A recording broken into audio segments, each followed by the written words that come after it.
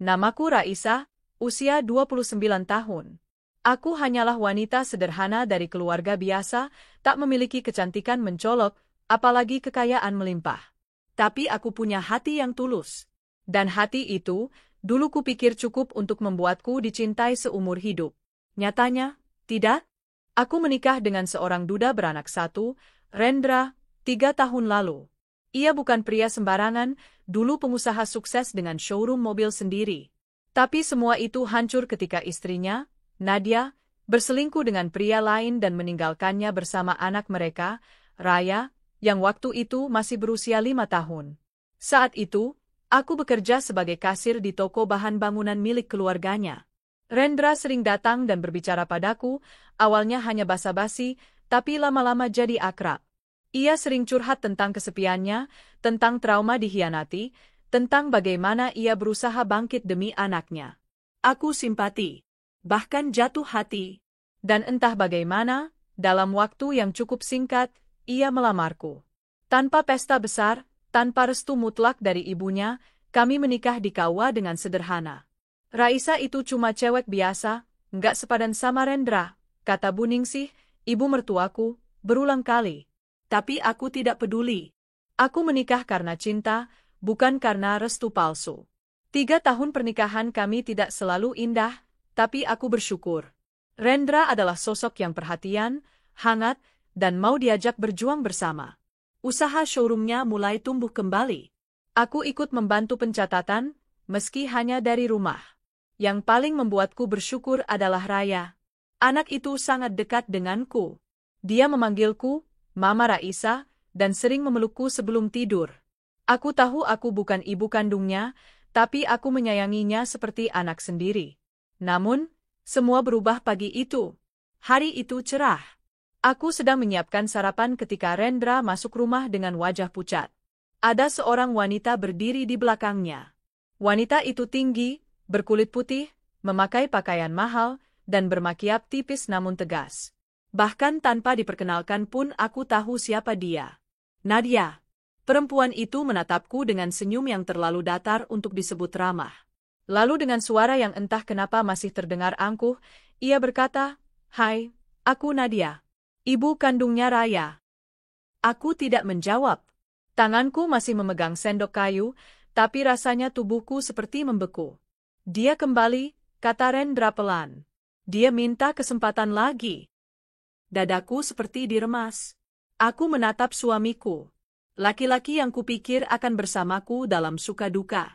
Laki-laki yang berlutut di depanku 3 tahun lalu, meminta kesempatan untuk mencintai lagi. Tapi sekarang, dia membawa perempuan masa lalunya ke rumah yang kuisi dengan cinta dan kesetiaan. Kembali, suaraku lirih. Setelah 3 tahun menghilang, Nadia menyesal, Raisa. Dia ingin menebus semua kesalahannya, jawab Rendra, tak berani menatap mataku. Kupalingkan wajahku. Di meja makan, nasi goreng sudah hampir matang. Tapi aromanya tak lagi membuatku lapar. Yang terasa hanya pahit. Seperti empedu yang naik ke tenggorokan. Beberapa hari setelah itu, rumah ini tak lagi terasa seperti rumah. Nadia tidak langsung tinggal di sini, tapi ia datang hampir setiap hari dengan alasan ingin dekat kembali dengan Raya. Awalnya aku mencoba bersikap tenang. Aku tak ingin membuat Raya bingung. Tapi Nadia bukan perempuan yang tahu batas. Ia sering masuk dapur tanpa izin, menyuruhku keluar saat sedang bermain dengan Raya, bahkan pernah memakai bajuku dan mengatakan, "Ah, ini masih muat ya? Ternyata seleramu nggak jauh beda denganku." Ia hanya diam. Saat kutanya, dia bilang, "Kamu sabar dulu, Raisa." Aku juga bingung. Nadia ibunya Raya, aku nggak bisa seenaknya menjauhkan mereka. Sabar. Itu kata yang paling sering ia lontarkan. Tapi semakin aku bersabar, semakin posisiku tergeser. Aku yang selama ini berdiri di samping Rendra kini hanya seperti bayangan. Sampai suatu malam, aku memutuskan bicara empat mata. "Kamu masih mencintaiku?" tanyaku, menatap matanya. Ia tak langsung menjawab. Ia menunduk, lalu menghela napas panjang. Aku bingung, Raisa. Nadia memang salah. Tapi dia ibu kandung Raya. Dulu aku memang sakit hati, Tapi saat dia menangis dan minta maaf, aku lihat ketulusan di matanya. Mungkin Tuhan memberi kesempatan kedua untuk kami. Jantungku seakan berhenti berdetak. Lalu aku ini apa? Tanyaku pelan. Kau lupa bagaimana aku merawat Raya saat dia demam? Bagaimana aku bantu kau bangkit lagi dari keterpurukan? Aku ini cuma pelengkap lukamu, ya. Jangan begitu, Raisa. Kalau begitu jujur saja, aku berdiri. Kau ingin aku pergi? Dia terdiam cukup lama sebelum akhirnya berkata lirih, mungkin, ini yang terbaik. Kalimat itu seperti palu yang menghantam seluruh jiwaku.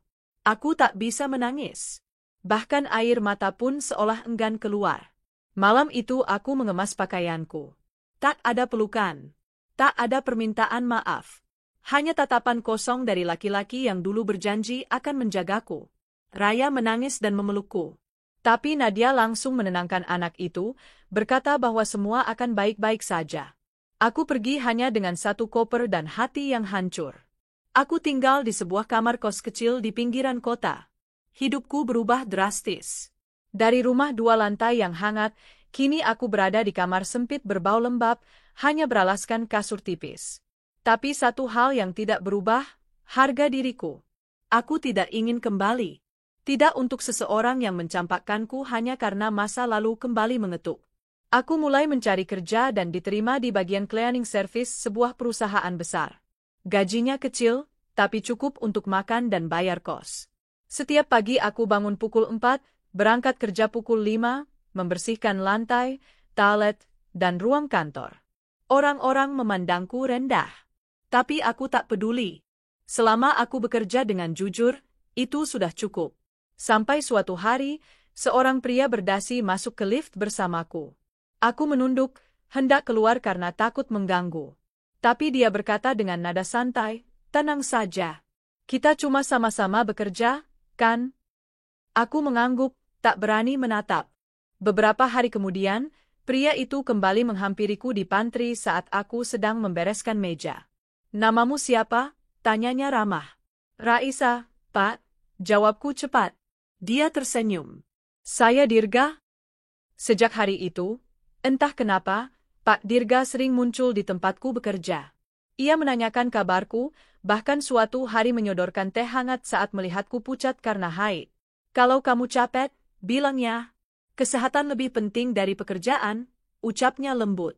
Dan untuk pertama kalinya setelah berbulan-bulan, aku merasa dilihat sebagai manusia. Tapi jauh di tempat lain, aku tahu seseorang sedang mulai terpuruk. Rendra. Usahanya kembali goyah. Nadia, seperti dulu, mulai menuntut lebih. Mobil baru, liburan ke luar kota, dan pembelian tas-tas mahal yang katanya untuk menghibur diri. Rendra kembali lembur, pulang larut, dan mulai menggadaikan beberapa aset.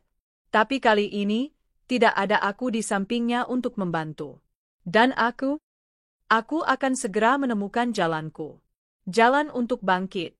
Jalan untuk membalas semua luka dengan cara yang paling elegan. Sudah hampir 2 bulan aku tinggal di kamar kos sempit ini.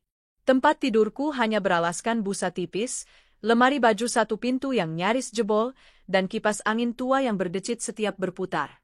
Tapi aku bersyukur. Setidaknya, tempat ini memberiku ketenangan. Jauh dari suara sinis ibu mertuaku, jauh dari mata penuh penghakiman Nadia, dan tentu saja, jauh dari suamiku, mantan suamiku, yang mencampakkanku demi perempuan masa lalunya. Hari-hariku kuisi dengan kerja. Aku masih cleaning service, menyapu lantai gedung, membersihkan toilet, dan mengganti tisu di ruang rapat. Tapi aku melakukannya dengan sepenuh hati. Aku tak ingin hidupku berakhir sebagai korban. Aku ingin berubah, ingin bangkit. Meski lambat, asal pasti. Dan dalam keheningan yang mulai menjadi teman baruku, sosok itu datang semakin dekat. Pak Dirga. Awalnya aku hanya mengenalnya sebagai CEO di perusahaan tempatku bekerja. Tapi lama-kelamaan, ia mulai datang lebih sering ke tempatku bertugas, menyapaku, menanyakan kabar, bahkan sesekali menyelipkan roti atau teh hangat. Saya tahu kamu perempuan kuat, Raisa, katanya suatu sore saat aku baru selesai mengepel lantai pantry. Aku hanya mengangguk pelan. Aku belum bisa mempercayai siapapun sepenuhnya, apalagi lelaki. Aku tidak pernah menemuinya langsung. Aku hanya melihatnya dari kejauhan saat ia membawa kardus besar dari satu ruangan ke ruangan lain. Punggungnya membungkuk, tubuhnya tak sekuat dulu. Tapi itulah kenyataan yang ia pilih. Sementara itu, Nadia juga mengalami keterpurukan. Toko online-nya bangkrut. Uang tabungan yang tersisa habis untuk membayar hutang dan biaya sekolah Raya, yang kini tidak lagi mau bicara padanya. Yah, Raya mulai mencariku diam-diam. Lewat media sosial, dia mengirimi pesan. Mama Raisa, aku kangen. Aku tahu Mama sayang aku. Aku salah dulu ikut Nadia. Aku menangis membaca pesan itu. Tapi aku belum membalasnya. Belum sekarang. Aku ingin semuanya tertata dulu. Hidupku perlahan berubah. Dari cleaning service menjadi resepsionis, lalu naik ke bagian administrasi, dan kini, aku diangkat menjadi asisten direktur. Semua itu bukan karena aku istri bos. Bukan. Pak Dirga memberiku kesempatan, tapi aku membuktikan diri lewat kerja keras. Sampai suatu malam, di taman belakang kantor, Pak Dirga memanggilku. Aku tidak hanya mengagumimu, Raisa. Aku ingin menjagamu. Aku tercekat. Pak, aku tahu kamu masih terluka. Aku tahu ini mendadak. Tapi jika kau mengizinkan, aku ingin mencintaimu dengan cara yang tidak pernah menyakitimu. Dan malam itu, untuk pertama kalinya setelah sekian lama, aku menangis bukan karena patah hati, tapi karena merasa dihargai. Sementara itu, di ruang sempit tanpa AC, Rendra dan Nadia bertengkar hebat. Makanan hanya ada mie instan, listrik nyaris diputus, dan anak yang dulu mereka rebutkan kini memilih menjauh. Gara-gara kamu, hidup kita begini, bentak Nadia. Rendra memukul meja. Kalau kamu nggak kabur waktu itu, semuanya nggak akan jadi begini. Kalau kamu nggak bego dan nurut sama Raisa, kita pasti masih hidup enak. Nadia membalas. Dan untuk pertama kalinya, Rendra diam. Ia tahu semua ini adalah buah dari pilihannya sendiri. Aku berdiri di balik jendela besar ruang kerjaku, memandang kota dari lantai 15. Angin sore menyapa wajahku dengan lembut. Aku memeluk diri sendiri, membiarkan luka-luka masa lalu mengalir pergi bersama senja. Aku tersenyum, dan dalam hati berkata, kalian membuangku seperti sampah. Tapi kini aku bangkit dari tanah yang kalian injak. Dan aku akan tunjukkan, balas dendam paling elegan adalah menjadi jauh lebih bahagia dari kalian. Semenjak menjadi asisten pribadi Pak Dirga, hidupku berubah drastis. Hari-hariku tak lagi kuhabiskan dengan mengepel lantai atau mengganti tisu toilet, melainkan mencatat agenda, menyusun laporan, menghadiri rapat penting, dan mengatur jadwal bisnis sang CEO. Aku pun mulai memperbaiki diriku secara utuh.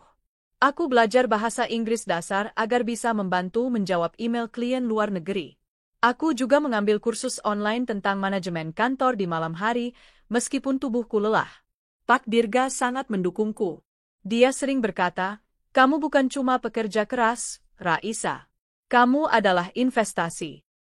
Kata-katanya bukan sekadar pujian. Ia benar-benar memberiku ruang untuk tumbuh. Ia menyediakan akses belajar, memperkenalkan aku kepada rekan bisnisnya, bahkan memberiku kepercayaan untuk menangani proyek kecil secara langsung. Dan dalam diam, aku tahu, benih-benih perasaan mulai tumbuh di antara kami. Tapi aku menahannya. Bukan karena aku tidak suka, tapi karena aku belum selesai menyembuhkan hatiku. Aku belum siap jatuh cinta lagi. Di sisi lain kota, kehidupan mantan suamiku Rendra dan Nadia makin kelam. Rendra bekerja sebagai staf gudang di perusahaanku. Ia bekerja keras, tetapi jelas tak terbiasa dengan pekerjaan fisik. Tubuhnya makin kurus, wajahnya makin tua, dan matanya selalu tampak letih. Aku pernah melihatnya tertidur di gudang sambil memeluk tas ransel usang. Nadia pernah datang menemuinya, membawakan bekal. Tapi dari kejauhan, aku bisa melihat jelas, mereka tidak bahagia. Bekal yang dibawa Nadia tak lagi mewah. Hanya nasi dan telur dadar. Tak ada senyum, tak ada pelukan. Hanya amarah dan saling menyalahkan. Teman-teman Rendra mulai menjauhinya. Banyak yang tahu aku kini istri Pak Dirga. Dan tak sedikit yang membicarakan masa laluku, bagaimana aku dulu hanyalah mantan istri yang dibuang. Aku dengar desas-desus dari HRD bahwa Rendra mulai melanggar beberapa aturan kerja. Ia terlambat masuk, pulang lebih cepat tanpa izin, bahkan pernah memalsukan data barang masuk gudang. Tapi karena aku tak ikut campur langsung di bagian logistik, aku tak menegur. Aku ingin Rendra belajar dari hidup, bukan dari omelan. Suatu hari, Pak Dirga mengajakku makan siang di restoran rooftop. Aku mengenakan blazer biru tua dan rok pensil hitam yang baru kubeli dari sisa bonus tahunan. Ini pertama kalinya aku makan bersamanya di luar kantor. Saat duduk di hadapanku, dia menatapku dalam. Lalu berkata, "Kamu tahu, Raisa, kamu mengingatkanku pada almarhum ibu saya."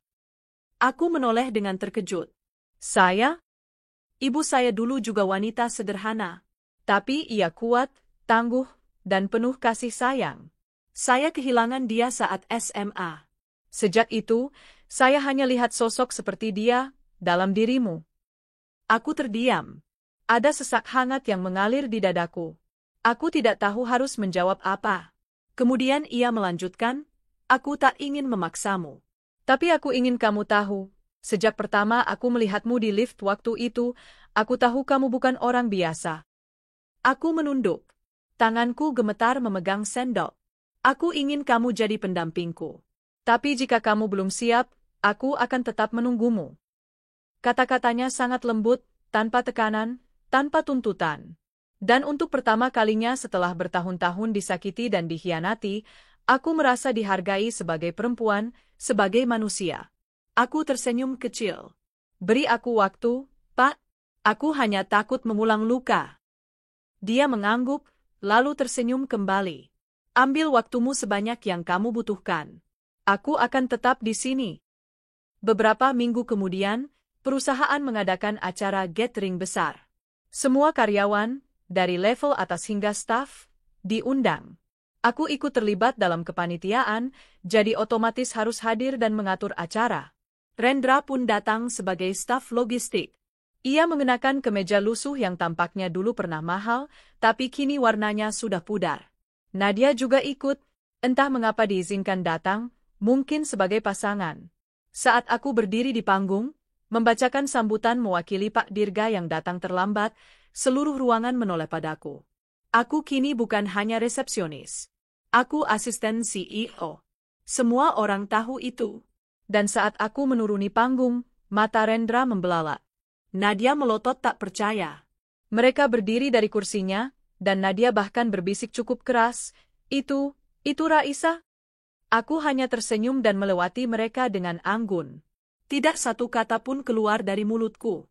Karena pembalasan paling elegan adalah diam yang penuh kemenangan. Beberapa hari setelah acara, Pak Dirga memanggilku ke ruangannya. "Raisa," katanya pelan. "Aku ingin kamu dampingi aku ke forum bisnis regional di Bali bulan depan. Kita akan bertemu banyak investor.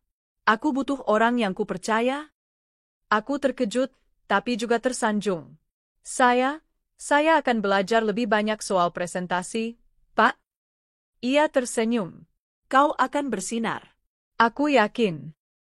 Dan saat dia berkata begitu, aku tahu, aku tak bisa terus menyangkal. Hati ini telah pulih. Luka itu memang masih meninggalkan bekas, tapi kini aku mampu mencintai lagi. Malam itu, aku menulis surat yang belum pernah kuirimkan. Kepada Rendra, "Terima kasih telah mencampakkanku. Tanpa kau buang, aku tidak akan tahu bagaimana rasanya tumbuh. Tanpa kau khianati, aku tak akan belajar mencintai diri sendiri. Kau pikir kau membuang sampah. Tapi ternyata kau justru melepas berlian. Kini aku bahagia, Rendra. Dan kamu semoga bisa belajar dari semua ini. Salam, Raisa." Aku menangis saat menulisnya. Bukan karena masih sakit hati, tapi karena akhirnya aku bebas. Bebas dari bayang-bayang masa lalu. Bebas dari penghakiman orang lain. Bebas menjadi diriku sendiri. Dan beberapa hari kemudian, dalam sebuah acara kecil yang hanya dihadiri rekan bisnis dan sahabat dekat, aku resmi menjadi istri Pak Dirga. Tak ada pesta mewah, hanya janji sederhana di hadapan Tuhan bahwa kami akan saling mencintai dan menjaga. Dan saat aku menatap mata Dirga di altar, aku tahu inilah takdirku. Bukan wanita kedua, bukan pelengkap. Tapi ratu dalam hidup seseorang yang tahu bagaimana memperlakukan perempuan dengan benar. Sementara itu, Rendra datang terlambat ke kantor. Lagi, kali ini ia tak bisa mengelak. HRD sudah punya cukup alasan. Hari itu juga, ia diberhentikan secara resmi. Suratnya ditandatangani langsung oleh aku. Ia masuk ke ruanganku, wajahnya penuh amarah dan putus asa. Raisa, tolonglah. Kau nggak bisa lakukan ini ke aku, katanya sambil membanting surat pemecatannya. Aku hanya menatapnya tenang. Dulu kamu mencampakkanku tanpa ragu. Sekarang, aku cuma membalasnya dengan adil. Jangan sok mulia, teriaknya. Aku berdiri. Menatapnya lurus. Aku tidak mulia. Aku cuma tak ingin terus dipijat. Dan mulai hari ini, aku memilih berdiri tegak. Hari itu juga, aku memutus semua akses Rendra ke jaringan perusahaan. Namanya masuk daftar hitam. Bahkan di bidang yang sama, hampir tak ada perusahaan yang mau menerimanya lagi setelah skandal data palsu dan kinerjanya yang buruk. Ia kembali ke rumah petak bersama Nadia yang kini sedang hamil anak kedua. Tapi hidup mereka semakin sulit. Tabungan habis, listrik padam, dan makanan hanya mie instan. Nadia mengeluh tiap hari. Rendra menyesali setiap keputusannya. Tapi penyesalan tak bisa membeli nasi. Aku berdiri di balkon rumah baruku bersama Dirga. Tangannya menggenggam tanganku hangat. Di dalam rumah, Raya tertawa kecil sambil belajar piano bersama guru privatnya. Ya, dia akhirnya kembali padaku. Ia sendiri yang memohon ingin tinggal bersamaku. Dia bilang cuma merasa punya satu ibu dan itu kamu, kata Dirga saat mengantar Raya pulang ke rumahku. Aku tersenyum. Hidup memang tak pernah bisa ditebak. Tapi satu hal yang kutahu pasti, aku dibuang, dicampakkan, diremehkan. Tapi lihat aku sekarang. Aku berdiri di atas puing-puing luka dan membangunnya menjadi istana kemenangan. Mentari pagi menyinari rumah baru kami. Rumah berarsitektur modern 2 lantai yang berdiri megah di atas perbukitan tenang, jauh dari kebisingan kota. Di balkon lantai 2, aku berdiri dengan secangkir teh hangat di tangan, menikmati semilir angin yang menenangkan. Di belakangku, suara tawa Raya terdengar dari dalam rumah, belajar menggambar dengan gurunya. Hidupku kini begitu berbeda. Aku bukan lagi Raisa yang dicampakkan. Aku adalah istri dari seorang CEO, wanita kepercayaan perusahaan multinasional, dan yang terpenting, aku adalah perempuan yang telah menyembuhkan lukanya dan kembali berdiri dengan kepala tegak. Namun di balik ketenangan ini, aku tahu ada bab yang belum selesai. Rendra dan Nadia, mereka yang dulu membuangku seperti sampah, masih hidup dengan nyaman meski mulai terpuruk. Dan kini waktunya tiba. Waktunya balas dendam dimulai. Tapi bukan dengan kemarahan, melainkan dengan strategi dan martabat. Beberapa minggu setelah Rendra dipecat, aku menerima laporan bahwa dia diam-diam melamar ke beberapa vendor rekanan perusahaan kami. Ia berusaha mendapatkan pekerjaan dengan memalsukan identitasnya sebagai mantan manajer operasional di perusahaanku. Aku tahu karena kepala bagian legal kami menginformasikan adanya kejanggalan dalam dokumen Rendra. Saat kubaca salinan lamaran yang dia kirimkan, aku hampir tertawa. Ia mencoba mendongkrak posisinya agar terlihat lebih berharga. Blokir dia dari semua jaringan vendor, ucapku kepada tim legal. Pastikan tidak ada perusahaan yang terkait dengan kita menerima dia. Baik, Bu Raisa. Dan disinilah aku merasa berdaulat. Bukan karena kekuasaan, tapi karena kebenaran kini berpihak padaku. Sementara itu, Nadia mulai membuat akun media sosial baru. Ia mencoba menjual produk kecantikan abal-abal, membuat video motivasi perempuan yang katanya pernah bangkit dari kegagalan, dan memamerkan kehidupan palsu. Tapi aku punya bukti-bukti dari masa lalu. Foto-fotonya bersama selingkuhan dulu, rekaman saat ia mengusirku dari rumah, dan tangkapan layar pesan ejekannya kepada keluargaku. Semua itu aku serahkan kepada seorang jurnalis wanita yang dulu pernah dibantu oleh diriku secara diam-diam saat ia kehilangan ponselnya dan aku mengembalikannya. Kini dia bekerja di portal berita khusus kisah inspiratif dan pembelajaran hidup. Dan seminggu kemudian, artikel itu naik. Dicampakkan demi istri pertama, wanita ini kini jadi ibu direktur dan mempecaat mantan suaminya. Artikel itu menjadi viral. Foto perbandingan diriku dahulu dan kini menjadi pusat perhatian. Banyak komentar netizen memujiku, mengirim doa, dan menyindir Nadia serta Rendra habis-habisan. Akhirnya si cantik yang angkuh kena batunya. Cowok kalau cuma pakai otot, tanpa otak dan setia, ya begitu. Respect buat Mbak Raisa. Elegan banget cara balas dendamnya. Rendra dan Nadia jadi bahan cemoohan publik.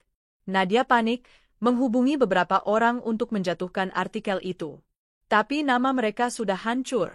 Mereka dikenal sebagai pasangan buangan yang dulu mencampakkan wanita sederhana yang kini sukses luar biasa. Suatu malam, aku mendapat surat dari Rendra. Ia menyisipkan suratnya lewat penjaga kantor lama kami. Dalam surat itu, dia menuliskan, "Raisa, maaf, mungkin kata itu tidak cukup, tapi aku menyesal. Kalau aku bisa memutar waktu, aku akan memilih bertahan denganmu. Nadia, dia bukan seperti dulu. Dan aku bukan siapa-siapa lagi sekarang. Maafkan aku. Jika kamu bisa, berilah aku kesempatan kedua." Aku membaca surat itu dengan tangan gemetar. Tapi bukan karena haru, melainkan karena lega. Lega karena akhirnya aku tahu, aku sudah benar-benar sembuh. Aku membaca surat itu tanpa air mata. Tanpa benci. Hanya dengan rasa kosong yang menandakan satu hal, aku tidak peduli lagi. Dan di malam yang tenang itu, aku membakar surat itu tanpa sepatah kata pun. Biarkan semua masa lalu hangus bersama api. Hari berikutnya, aku menerima kunjungan dari Raya. Ibu Nadia menamparku waktu aku bilang mau ikut Mama Raisa lagi, ucapnya lirih, air mata menggantung di matanya. Aku memeluknya. "Maafkan Mama karena dulu tak bisa melindungi kamu, sayang." Raya kini tinggal bersamaku dan Dirga.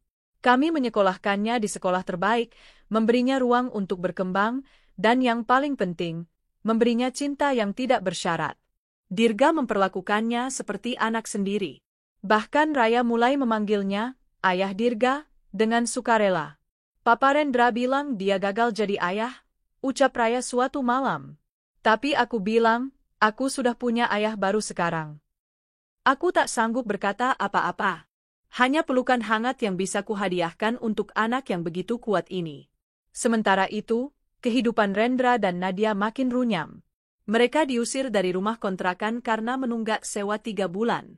Nadia mencoba kembali ke rumah orang tuanya, tapi ditolak mentah-mentah karena aib yang ia perbuat.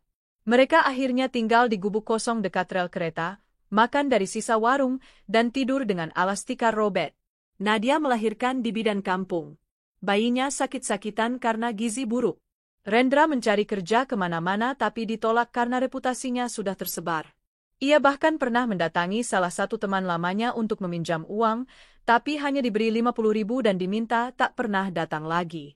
Dalam surat terakhirnya yang entah bagaimana sampai ke tanganku, Rendra menulis, "Kini aku tahu rasanya dibuang.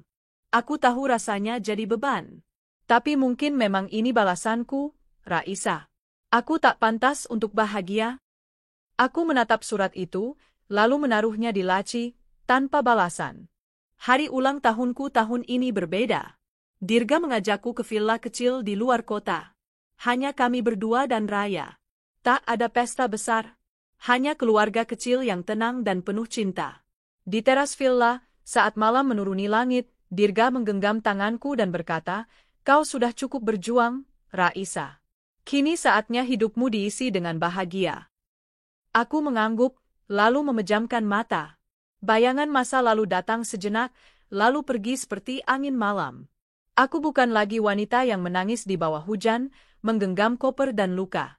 Kini aku adalah wanita yang dicintai dengan layak, dihormati dengan tulus, dan membalas dendam dengan kemenangan. Dan saat kulihat Rendra dan Nadia di layar televisi lokal, tengah digiring Satpol PP dari gubuk liar karena dianggap meresahkan warga, aku hanya tersenyum tipis. Mereka kini tinggal di jalanan. Bayi mereka sakit. Tidak ada yang peduli. Tidak ada yang menolong. Dulu, mereka punya segalanya. Tapi mereka memilih untuk menyakiti hati yang tulus. Dan kini, mereka menuai akibatnya. Aku berdiri di depan kaca, memandangi wajahku sendiri. Perempuan ini bukan lagi Raisa yang dulu, pemalu, mudah disakiti, dan percaya bahwa cinta cukup untuk membuat seseorang bertahan. Kini aku tahu, cinta tanpa hormat hanyalah perangkap. Dan aku sudah berhasil lolos dari jebakan itu.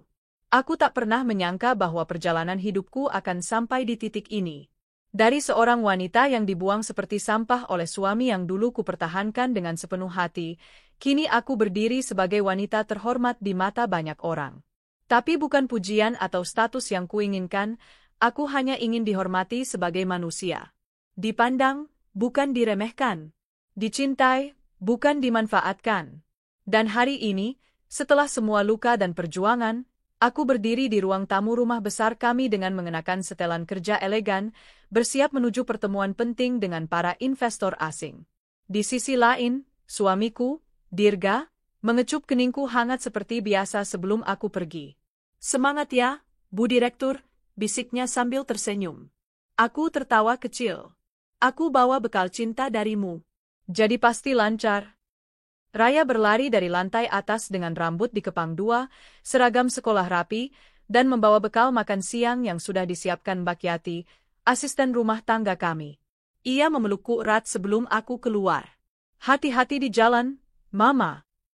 Aku mengangguk sambil mencium pipinya. Kehangatan ini adalah pengganti semua luka yang dulu kurasakan. Tapi jauh di dalam hati, aku tahu, belum semuanya selesai. Masih ada satu hal yang harus kulakukan untuk menutup kisah ini dengan sempurna. Beberapa hari kemudian, aku menerima kabar dari tim legal perusahaan. Salah satu vendor baru mencoba menjalin kerjasama dan ternyata, salah satu pemiliknya adalah teman dekat Rendra. Aku tak terkejut. Dunia bisnis memang sempit. Tapi yang membuatku berhenti sejenak adalah nama yang tercantum dalam daftar pegawai vendor itu, Nadia Maheswari. Ya, Nadia. Istri pertama dan terakhir Rendra. Wanita yang dulu mencemoohku, menamparku secara halus dengan kata-katanya yang menusuk, dan merasa dirinya lah yang paling pantas berdiri di sisi Rendra. "Dia jadi apa di vendor itu?" tanyaku. "Marketing freelance, Bu. Tapi sepertinya aktif menjajakan diri agar bisa mendekat ke perusahaan kita," jawab bagian legal. Aku mengangguk pelan. "Tolak kerjasamanya dan masukkan nama Nadia ke daftar pengawasan reputasi." "Baik, Bu Raisa." Balas dendam bukan tentang membuat mereka terluka secara fisik, tapi tentang menutup semua pintu yang dulu mereka kunci untuk kita, dan kini kita balik kunci dari sisi dalam. Malamnya, di rumah, aku duduk bersama Dirga sambil menikmati teh hangat di beranda. Bintang bertaburan di langit. Angin lembut menyentuh kulit kami, dan suara serangga menjadi musik latar alami. "Kamu tampak gelisah," ujar Dirga pelan. Aku menoleh padanya. "Aku masih belum selesai." "Dengan mereka?" tanyanya bijak. Aku mengangguk. "Rendra dan Nadia perlu melihatku, bukan hanya di TV, bukan hanya lewat berita, tapi langsung. Mereka harus melihat sendiri bahwa orang yang mereka injak kini jauh lebih tinggi dari tempat mereka berdiri." Dirga menatapku sejenak, lalu mengangguk pelan.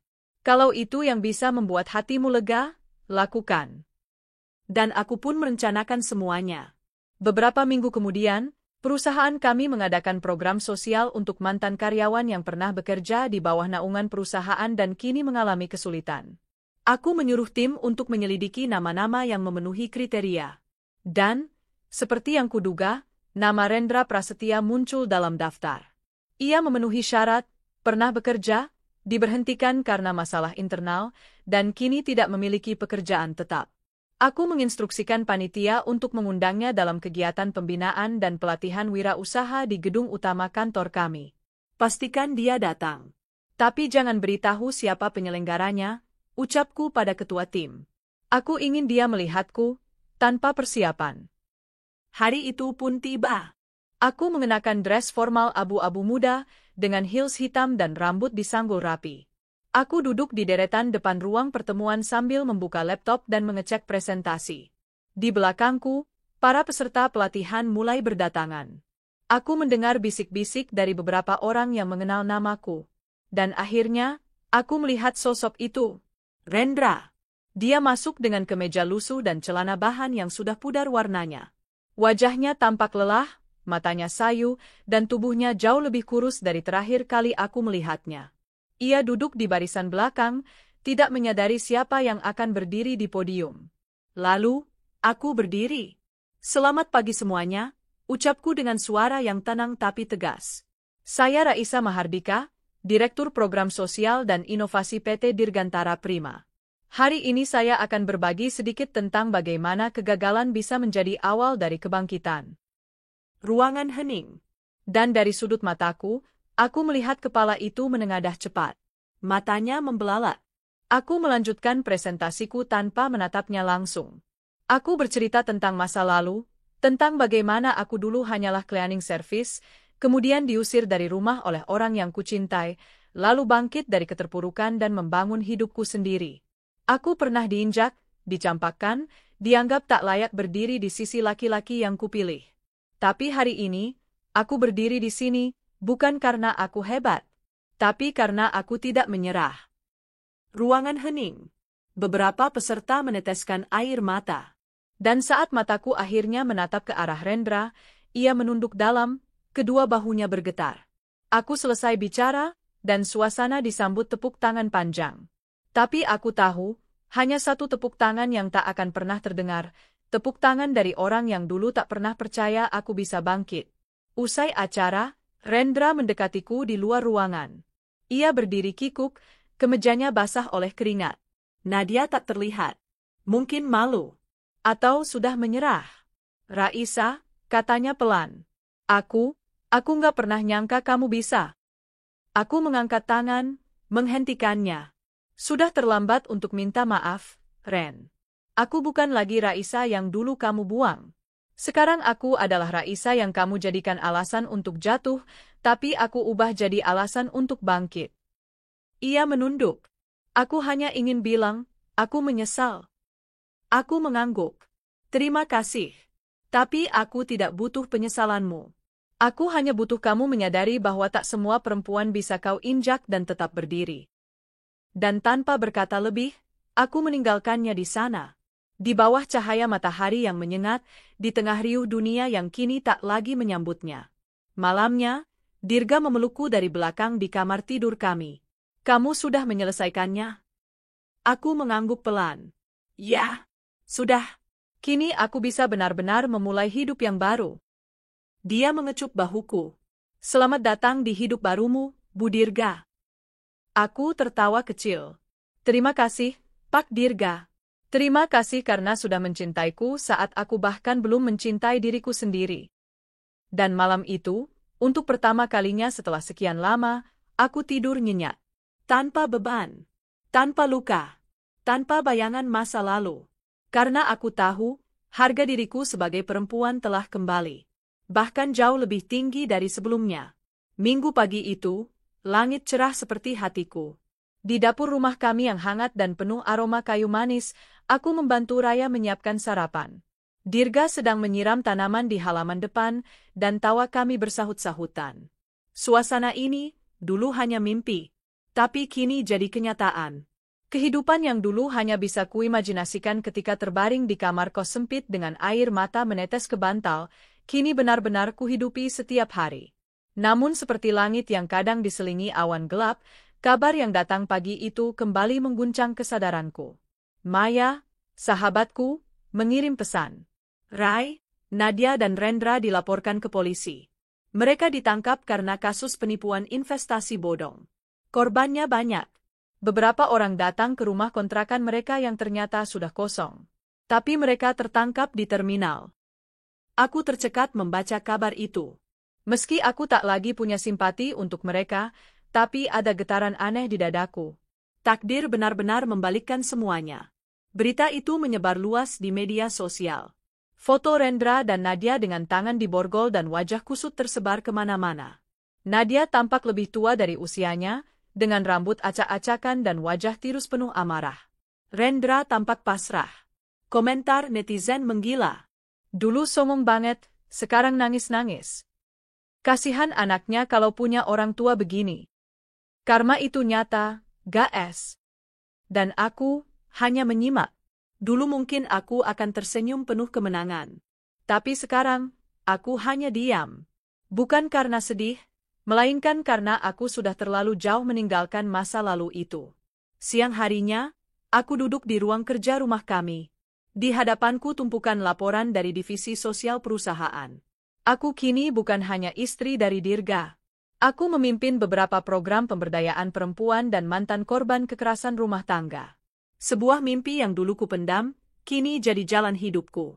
Tiba-tiba asistanku menelepon. Bu Raisa, ini mendadak, tapi ada seseorang yang mengajukan permintaan resmi untuk menemui ibu. Siapa? Tanyaku. Seorang wanita bernama Nadia. Aku terdiam. Apa dia menyebutkan alasannya? Dia bilang, dia ingin bicara sebelum semuanya terlambat. Dia ditahan sementara di lapas perempuan dan akan segera disidangkan. Aku menatap layar laptopku yang penuh data. Lalu aku menutupnya perlahan. Baik, jadwalkan. Saya akan temui dia. 2 hari kemudian, aku melangkah masuk ke lapas perempuan. Mataku menyapu setiap sudut, barikade, jeruji, dan wajah-wajah yang lelah. Di ruang tamu khusus kunjungan, aku duduk menanti. Tak lama kemudian, Nadia masuk. Ia mengenakan seragam tahanan, rambutnya disanggul seadanya, matanya merah dan sembab.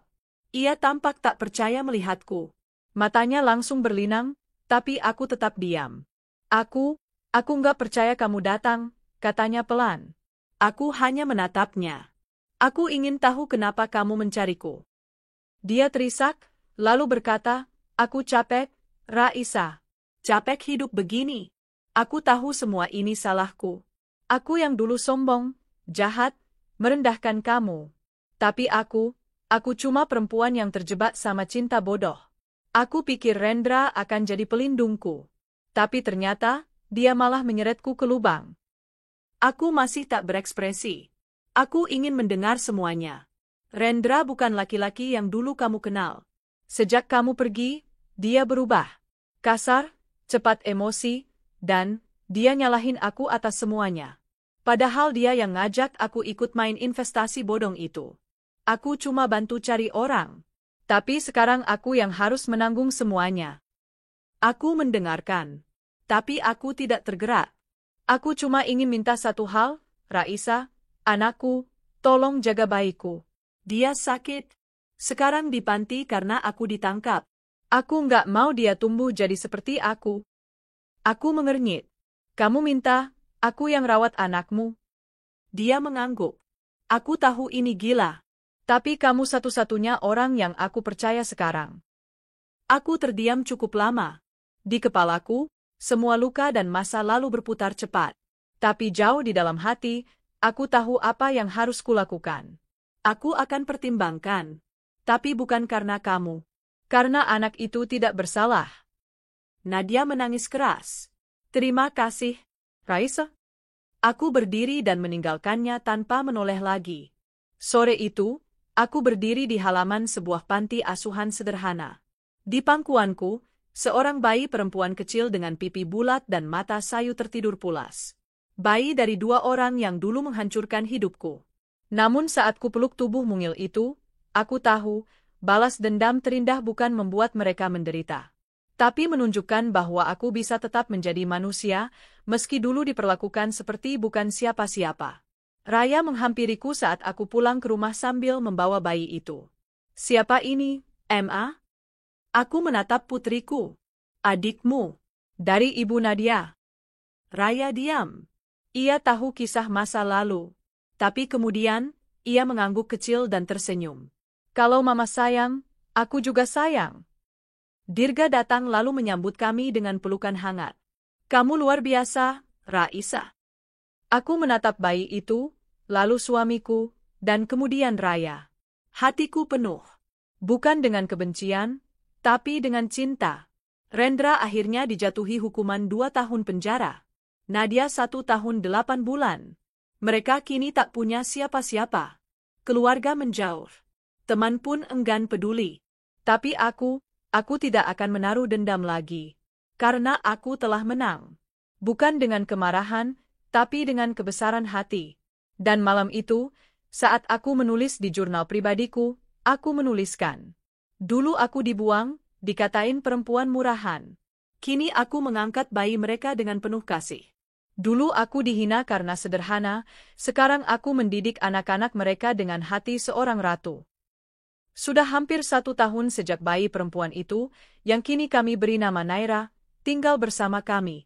Sejak hari pertama aku menggendongnya, aku tahu hidupku tak akan pernah sama lagi. Bukan karena aku memelihara anak dari wanita yang dulu merampas rumah tanggaku, tapi karena aku menyadari sesuatu.